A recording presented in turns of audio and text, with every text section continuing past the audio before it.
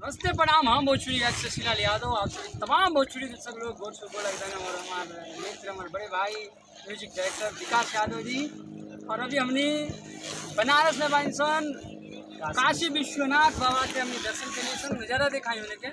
और अभी हमने काशी घाट अभी नाव से हमने पार करते हैं, सो बगल जाते हैं।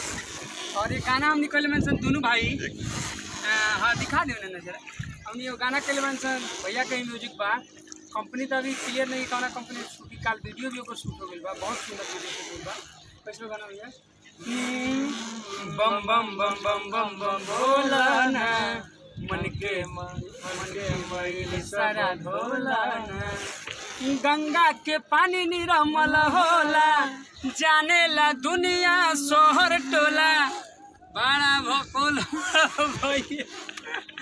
गंगा के पानी निरमल होला जाने ला दुनिया शहर टोला, अरे डरे डोला बम बम बम बम बम बोला ना, बम बम बम बम बम बम बोला ना मन के मैल सारा ढोला ना। और अभी हमने आधा रास्ता पार कर गए। चाचा एगो हमने के लेके चलता नहीं जो भैया बानी आज के, और साथ में जो कैमरा करता नहीं शनि भाई बानी। जब मौका पर हमनी और घुमाओ तो उन्हें घुमा देता नहीं तो दिखाई तो नज़ारा देखिए कितना प्यारा नज़ारा था। काशी विश्वनाथ बाबा से मंदिर से थोड़ा सा हट के काशी घाट पड़ेला ना चाचा ही। कुछ आदमी लोग आए घूमे। और अभी हमने वो बगल चल के ऊँट भी बा और हाथी का भी है ना, सॉरी हाथी ना घोड़ा, हाथी घोड़ा पर नैया खड़ा ठीक है नहीं होने देखा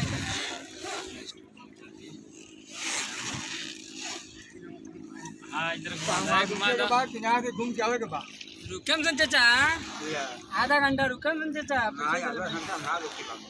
मालिक से आधा घंटा बात बोलो चाचा।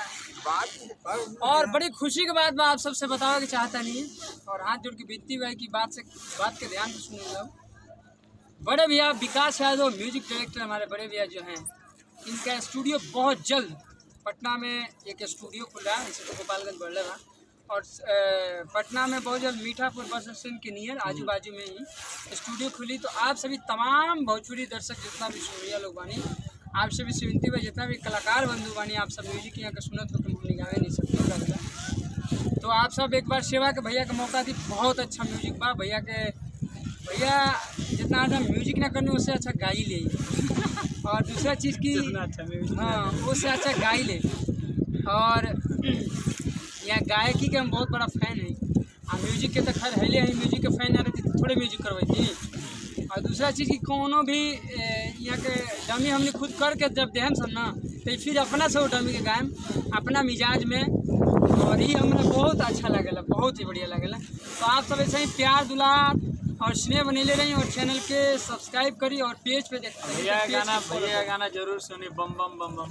इसलिए अभी गाना भी बनल बा लेकिन गाना याद नहीं है बनी। कल के शूटिंग भी हो गया बना। हाँ कल तो शूट बहुत बढ़िया शूट भइल बा, बहुत बढ़िया। तो चलिए तब तक धन्यवाद। अगला वीडियो मिले। जय माता दी, हर हर महादेव, जय भोजपुरी।